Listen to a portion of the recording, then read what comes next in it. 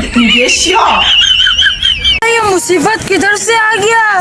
तू बोले हम तुमसे पैसा ले। अभी हम क्या करें, हमारा सरदार तो गया। अरे तुम नहीं काम करता है, नहीं तुम्हारे स्कूल जाता है।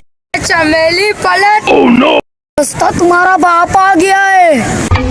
तो यहाँ से लकड़ी लगा लेते हैं हम।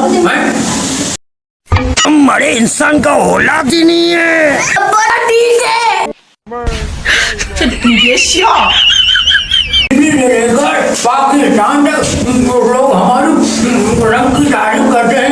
अरे तुम भी इसको अपना ही बाप समझो। उधर तुमने सारा भी तगड़ा ही किया ना। तुम खुद पुरुष है। अरे मिर्जा साहब, और जो खबर तुम अभी तक जिंदा है तो तुम्हारे भी बाप है। अबे बेटा जरा पुरुष को पकड़ाइयो। 你别笑。